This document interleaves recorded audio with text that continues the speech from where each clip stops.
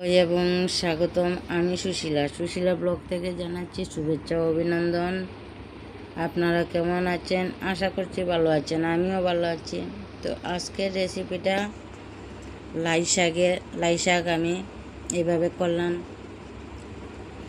এভাবে লাই শাক রান্নাটা করলে টেস্টি দারুণ হয় বন্ধুরা। তো দেখুন, দেখতে কত সুন্দর হয়েছে। তো আরেকটা রান্না আপনাদের সাথে শেয়ার করলাম।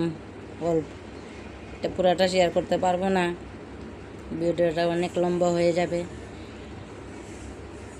তাই অল্প দেখাচ্ছি।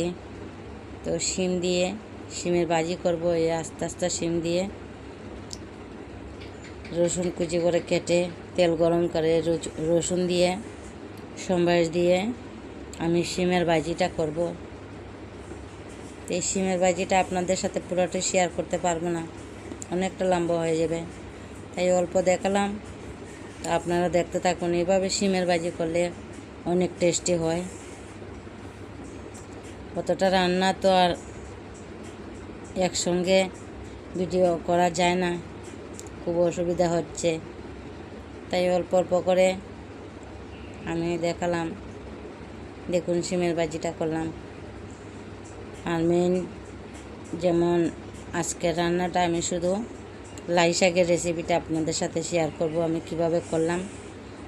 তো আমার সঙ্গে থাকবেন। আর এদিকে আমার রান্না হচ্ছে মাছ তরকারি। দেখছেন তো কতগুলো মাছ এনেছে। তো লাই শাক আমি দেখুন বাজার থেকে কিনে এনেছে।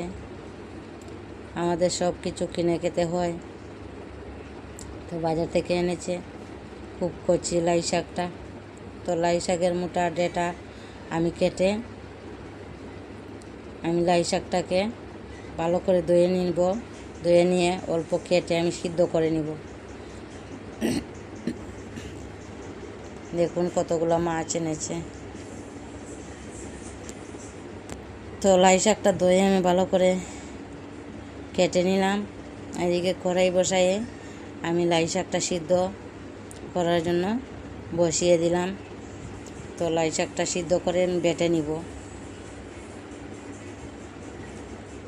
এখন এভাবে ঢাকা দিয়ে সিদ্ধটা করলে খুব তাড়াতাড়ি হয়, তাই আমি ঢাকা দিয়ে দিলাম আর সিদ্ধ করে নিলাম। আর মাছের মাথা দিয়ে করব লাই শাকটা। এদিকে কড়াইয়ে বসাইয়ে আমি কড়াইয়ে তেল দিয়ে দিলাম। তেল দিয়ে লবণ হলুদ মেখে রাখছি মাছের মাথাগুলা। তো মাছের মাথাগুলো আমি ভেজে নিব। তো দেখুন লবণ হলুদ মাখানো হয়ে গেছে। তো আমি মাছের মাথা ভেজে নেব লাই শাকের জন্য।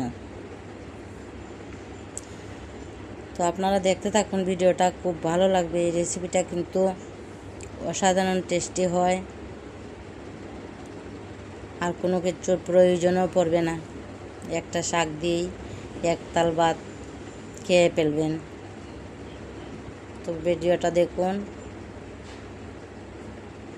আপনারা ওইভাবে করে রান্না করে খেয়ে দেখবেন, দুর্দান্ত হয়।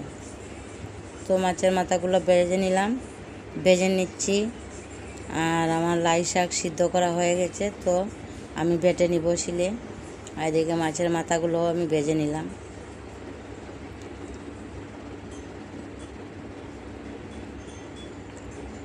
মাছের মাথা আর মাছের পেটি আছে, একটু ভারী পেটিটা আছে, তাই অল্প কেটে কেটে আমি মাথার সঙ্গে দিয়ে দিব। আর মাথাটা আমি পুরাটা দিব না, হাফটা দিব, আমার জেনের জন্য রাখবো।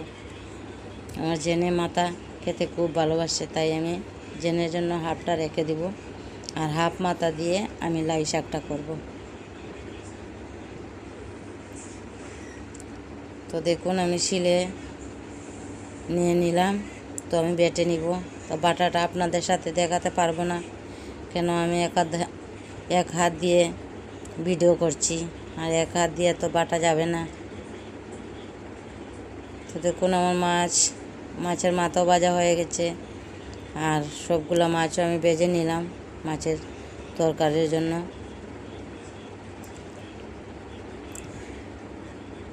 তো শাকটা আমি বেটে নিলাম, আর শাকটা সম্বাস দিব।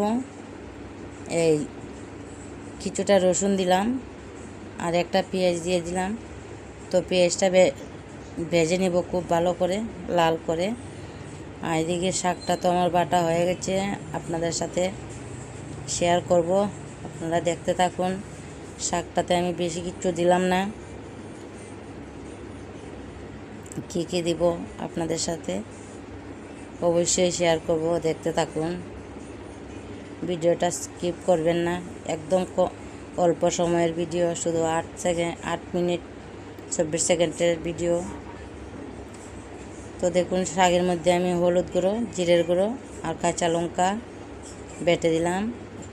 কাঁচা লঙ্কাটা পুরো বাটছি না, আমি আধা চেঁচা করে দিলাম।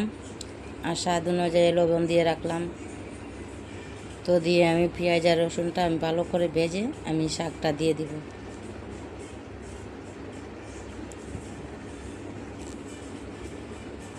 আর দেখুন, মাছের মাথাগুলো আমি ভেঙে নেব। তো ভেঙে নিচ্ছি মাছের মাথা, আমি হাফটা মাথা দিলাম আর কিছুটা মাছের টুকরো দিয়ে দিলাম। আমি পুরোটাই দিতে পারতাম, কিন্তু আমার জেনের জন্য রাখছি তাই দিচ্ছি না। কিছুটা মাছের টুকরো দিয়ে দিলাম ছোটো ছোটো করে।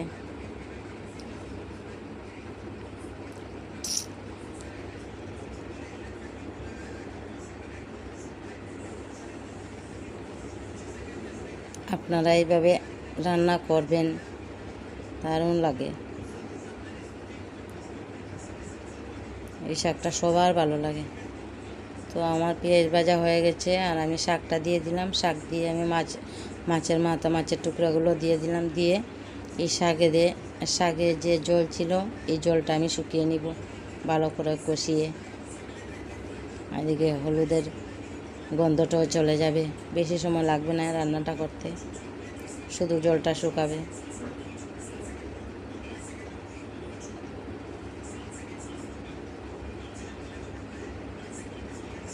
এইভাবে নেড়ে চেড়ে আমি জলটা ভালো করে শুকিয়ে নিব।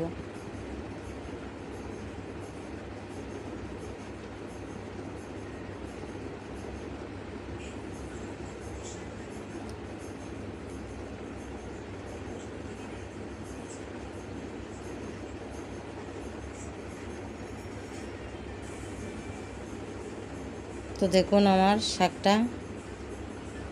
শাকের জল পুরোটাই শুকিয়ে গেছে। আমার শাকটা রান্না কমপ্লিট হয়ে গেছে। তো আমার ভিডিওটা আপনাদের কেমন লাগছে অবশ্যই কমেন্টে জানাবেন। কমেন্ট করলে, লাইক করলে ভিডিও বানাতে উৎসাহ খুব বাড়েন। অনেকেই কমেন্ট করছেন, আমাকে সাপোর্ট করছেন, খুব ভালো লাগছে। আপনাদের জন্য অনেক শুভেচ্ছা রইল। ভালো থাকবেন, সুস্থ থাকবেন, এই শুভকামনা রইল। আজকের ভিডিও এই পর্যন্তই।